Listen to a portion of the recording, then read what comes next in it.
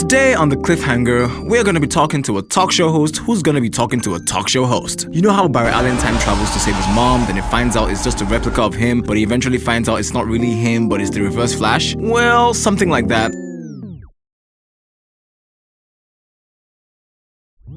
Anyway, our guest star is an actor, a director, a producer, a voiceover artist, and an all-round creative. And the icing on the cake, he's also a fitness junkie. Oh wait, and there's two of him. Remember what I said about the Flash and the reverse Flash earlier? Well, it's something like that. We've seen him go from bro to slick Rick with the words and the moves and the backup dancers to being scum. You are scum.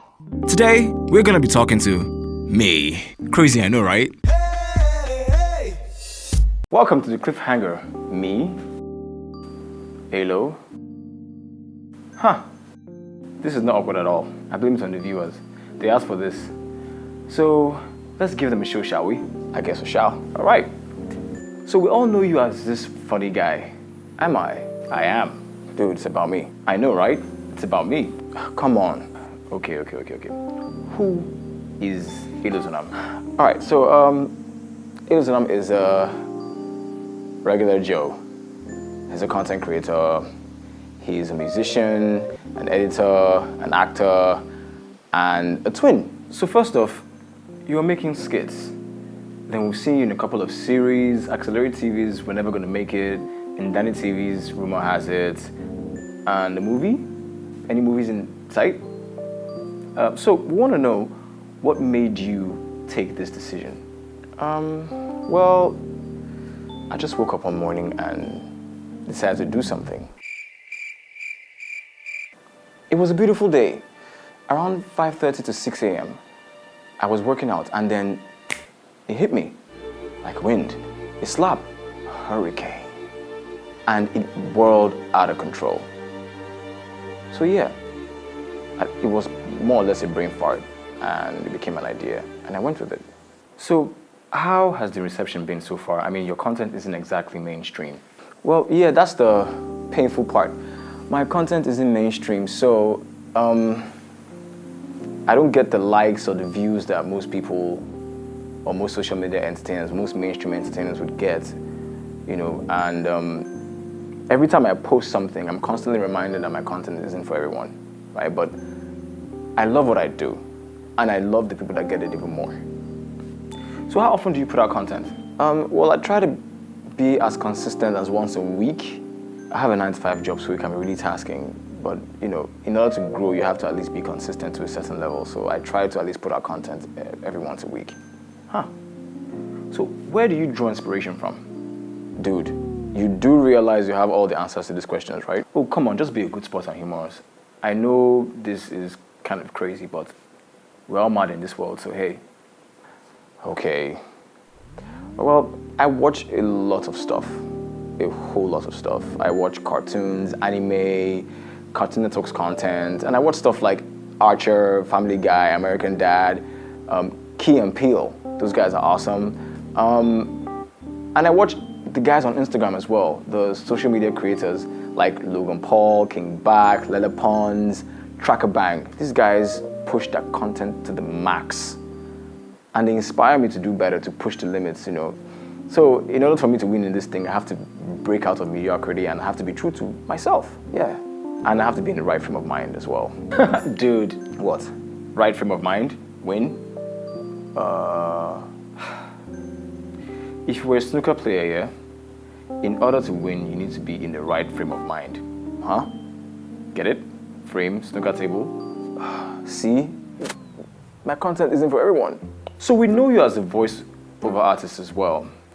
You've voiced for big brands like MTN, Google, Guinness, and so on. What's that about? You know, how did you get into that? Well, it all started when I started my 9-to-5 job about 5 years ago. I work in advertising, so I was given this opportunity to record a job, a radio ad, and it just happened. And since then, I've been practicing and I've been getting better. And yeah, I started voicing for brands like MTN, you know, Google, Guinness, and a bunch of other big brands. Yeah, nice. So let's talk about Rumor Has It. You played a character who was a nerd who eventually becomes a knight in shining armor, and then you were protector of the realm, and then you were witty and charming and a complete paradox. How was your experience on set? Well, first off, they cut my hair. Yeah, that was very, very trying time for me. Imagine putting yourself in a situation where you invest time into growing something and it just comes down falling like a pack of cards, or in this case, balls of hair. It was very, very emotional. I understand, it happened to me too. But besides that, it was awesome. It was really good. Like, for the first time, I was on a set where I didn't have to worry about the production. I didn't have to worry about post-production. I just showed up and I acted. And yeah, even my co-star and love interest, Jemima Osunde, was amazing. She was so good that she pushed me to do better. Ah, okay, cool. Oh, by the way, nice shirt. Oh, thank you. You lift? Yeah, 315 on deadlifts and counting. Oh yeah, me too. Ah, what a coincidence. The universe and her jokes. Let's talk about the cliffhanger now. How did that come about? Well, so I wanted to diversify my content and not do the same thing over and over again. And I wanted to work with people who otherwise I wouldn't have been able to work with because of my style of content. And I decided what better way to do that than buns straight out of the oven, the Big Brother housemates. Marvel or DC? Both. Do hummingbirds hum because they don't know the words to the song? Do penguins have knees? Do man-eating sharks also eat women as well? Huh. What celebrity would you say is a perfect 10? Will Smith. What's the creative name for a Wi-Fi? Mind your own damn business. What would you name your boat if you had one? Big Boaty. If you could know an absolute truth to one question, what question would you ask? How do we harness the seen and unseen energies of the universe? Who is the greatest influence you ever had, creatively and otherwise? Pharrell Williams. What is something that people take way too seriously? Junior Wayak. Would you rather be completely invisible for 1 day or rich for 3 days? Invisible for 1 day. What's the joke you can think of on the spot? Okay, so a doctor's secretary says to a doctor, there's a patient who's here to see you that says he's invisible. And then the doctor says, tell him I can't see him right now. Get it? If your life was a movie, what songs would be on the playlist? Lemon by Pharrell Williams featuring Rihanna. Fake Love, Wizkid and Don Mighty. Gone by Me. Yeah, that's it. If coffee was illegal, what would be a street name? The Juice. If you have a logo instead of a name, what would it look like? A stick figure kicking another stick figure in the balls. What? Say silk continuously till I tell you to stop. Silk, silk, silk, silk, silk, silk, silk, silk, silk. What do cows drink? Your father. Hey, hey.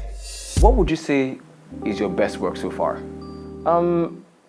I can't really say what my best work so far is, but I can give you like my top picks. So the first one would be the extra light skit where I was fighting kung fu. The second one would be the alert where I got an alert and suddenly things just changed. It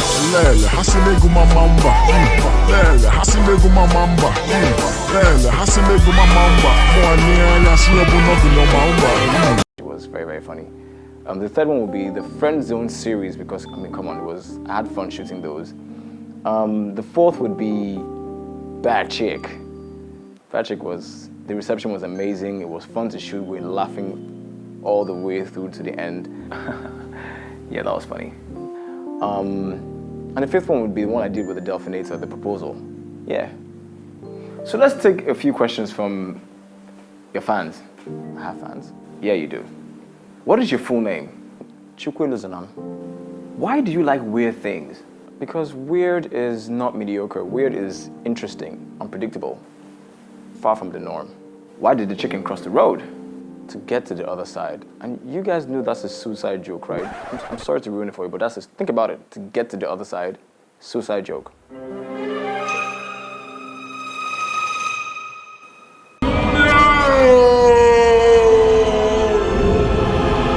What's the weirdest thing you've ever eaten? Could it be shaky, right? Tastes like, or feels like an oily towel. All right, so let's talk about your new show, WTF. Tell us a little more. Okay, so WTF came about because I wanted to crank it up to another level, right? I was doing skits for a while. I'm like, okay, so why not make a skit series, right? Something really short, straight to the point, very dramatic, full of romance and a twist. So I figured I'd write WTF and then produce it. And yeah, it's short. You're not going to waste your data watching this. It's going to be really easy to watch. 1-2 minutes tops per episode. And yeah, starts and finishes. So what are we to expect from you in the future? So I'm working on the second season of the Cliffhanger and the second season of WTF as well. I was in a movie that's yet to come out. I'm also in a new series. You guys will know that soon. And yeah, I'm just gonna be creating. All right, thank you for coming on to the show, me.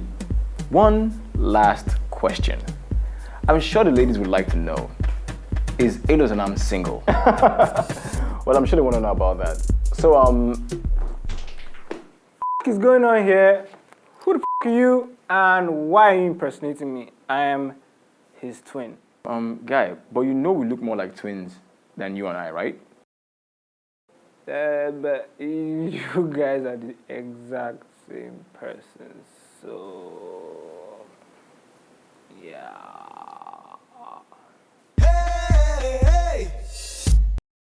Thanks for watching. Like what you see? Well, don't forget to like, share, and hit the subscribe button. Also, follow me on Facebook, Instagram, and Twitter. Come on, go on, you can do it. I dare you.